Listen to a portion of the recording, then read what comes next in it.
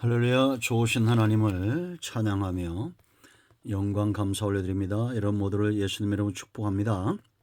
오늘도 여호와 이레입니다. 하나님의 약속하시고 인도하시는 은혜로운 역사가 우리 가운데 나타날 것을 믿습니다. 응답의 날이고 회복의 날입니다. 자, 오늘은 66편 5절로 7절 말씀 묵상합니다. 기도합니다. 하나님을 사랑합니다. 찬송과 영광을 올려드립니다. 우리의 영이 하나님만으로 즐거워합니다. 찬송과 감사의 소리로 하나님을 높입니다. 주의 보혈을 의지하고 주의 이름을 의지하오니 우리의 모든 죄와 허물을 사하시고 눈을 여시고 귀를 열어 주시기를 원합니다. 종을 낮추시고 겸손하게 하시고 오직 말씀에 도구만 되게 하여 주시옵소서. 예수님의 이름으로 사모하며 기도합니다. 아멘. 자, 5절 말씀 봅니다. 와서 하나님께서 행하신 것을 보라. 사람의 아들들에게 행하심이 어미하시도다. 하나님이 바다를 변하여 육지가 되게 하셨으므로 무리가 걸어서 강을 건너고 우리가 거기서 주로 말미암아 기뻐하였도다. 그가 그의 능력으로 영원히 다스리시면 그의 눈으로 나라들을 살피시나니 거역하는 자들은 교만하지 말지어다. 아멘. 이 홍해 사건과 요단도화 사건이 이스라엘에게는 굉장히 큰 의미가 있고 오늘날 영적 이스라엘인 저와 여러분에게도 마찬가지입니다. 우리는 홍해를 건넌 사람들입니다. 우리는 요단강을 도한 사람들입니다. 이 요단강을 건넌 것을 천국 가는 것을 이야기하는데 이 사건의 의미가 있습니다. 이 고린도전서 10장 1절 말씀부터 보면 이 사도 바울이 이 사건을 뭐에 비유하느냐? 형제들아, 나는 너희가 알지 못하기를 원하지 아니하노니 우리 조상들이 다 구름 아래 있고 바다 가운데로 지나며 모세에게 속하여 다 구름과 바다에서 세례를 받고 그렇게 말합니다. 홍해 사건을 세례로 이야기하고 있다는 겁니다.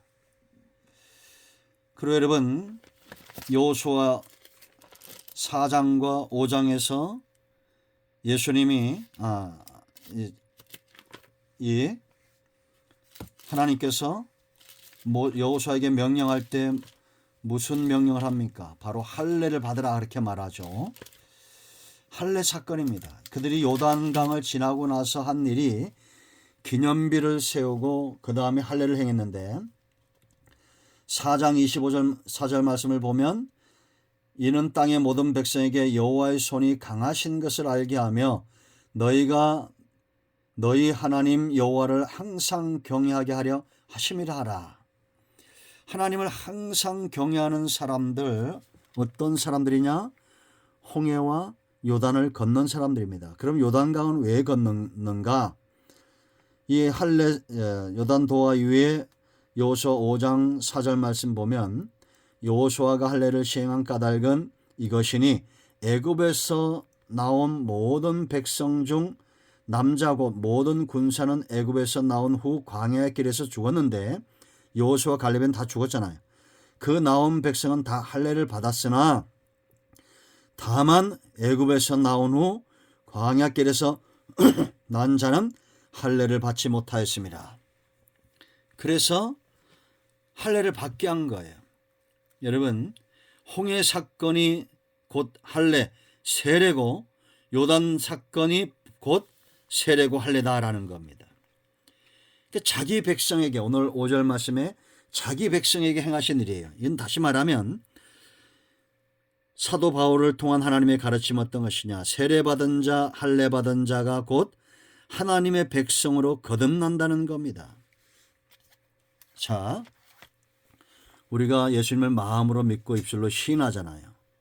그러고 난 다음에 교회에서 그 신앙이 그런 고백하는 것이 진짜인지를 확인하기 위해서 뭘 줍니까? 세례를 주죠.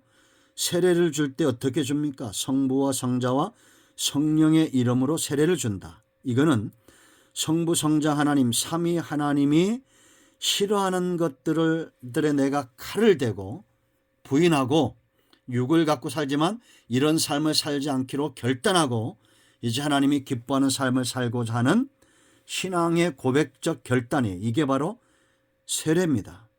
옛사람을 죽이는 거예요. 그리고 새로운 사람으로 새 생명 가운데 거하는 겁니다. 야고보서 4장 4절에 가늠하는 여인들아 세상과 벗된 것이 하나님과 원수됨을 알지 못하느냐. 그러므로 우리는 세상과 벗하지 않고 하나님과 벗하는 삶을 살고자 합니다. 그래서 성부의 이름으로 세례를 주고, 요한일서 3장 8절 말씀 보면 하나님의 아들 성자죠. 하나님의 아들이 나타남은 마귀의 일을 면하려 한다. 멸하려고 나타나셨다는 겁니다. 그럼 여러분, 저와 여러분 세례받은 자는 어떻게 살아야 됩니까? 하나님의 아들로 거듭난 사람은 말 한마디 행동 하나도 마귀의 편에 서면 안 되고 하나님 편에 서 있어야 된다. 이게 바로 세례받은 자의 자기 부인의 삶이에요. 성질 난다고 함부로 말해버리고, 속된 말로 막 깽판치고 싸우고, 그거는 마귀를 이롭게 하는 거지 절대 하나님을 이롭게 하는 게 아닙니다.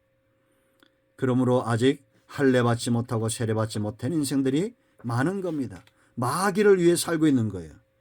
성령 하나님으로 세례를 주죠. 갈라디아서 5장 17절 말씀 보면 육체의 소욕을 성령의 소욕이 거스리고 성령의 소욕은 육체의 소욕이 거스린다라고 말합니다.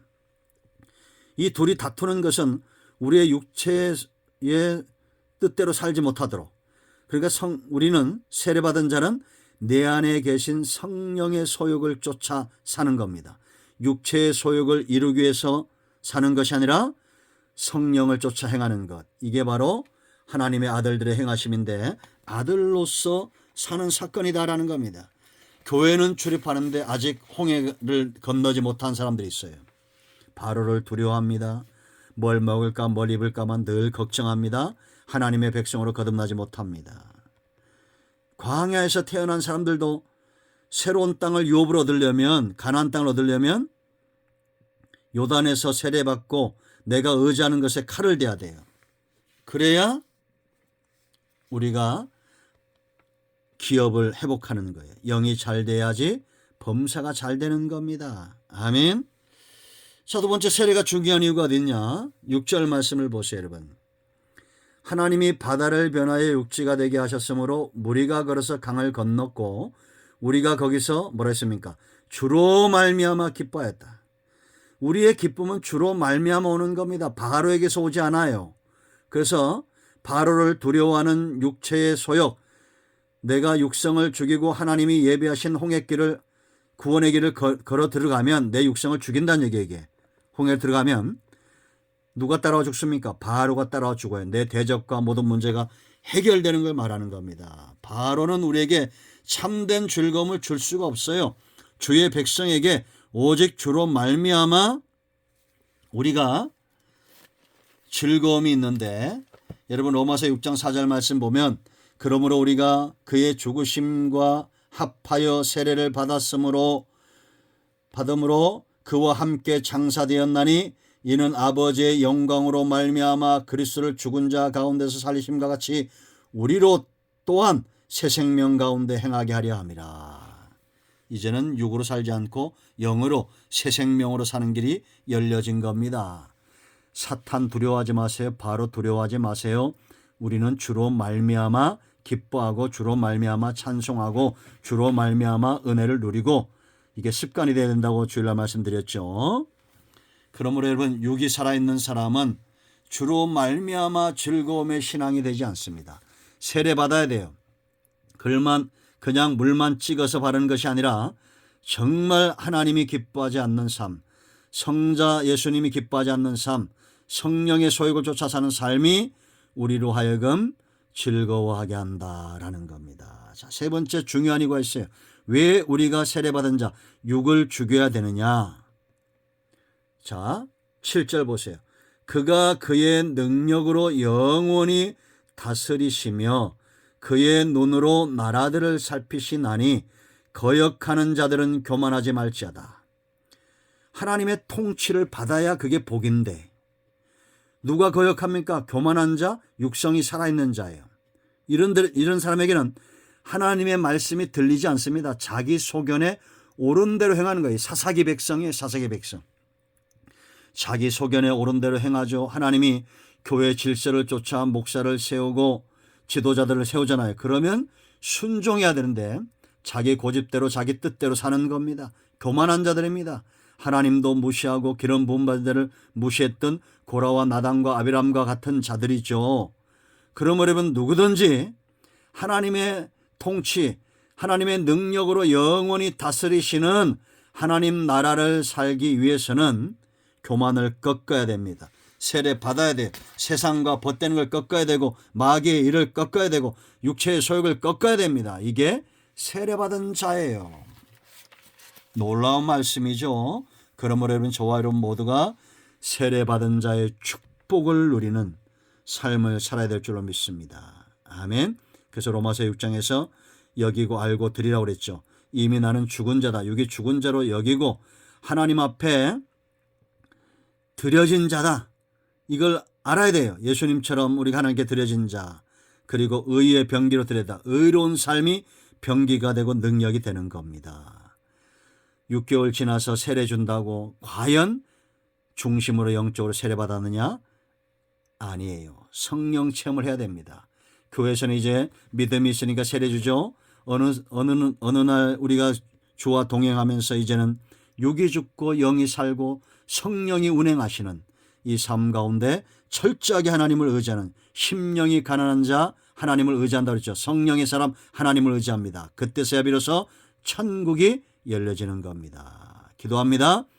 예수님의 이름을 의지하기도 합니다. 이 말씀대로 되게 하여 주시옵소서. 우리 가운데 마음이 상한 자, 병든 자 치유하시고 회복시켜 주시기를 원합니다.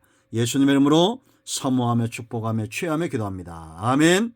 이 말씀을 꼭 몇 번 반복해 들으시고 전도용으로 사용하시기 바랍니다. 아멘.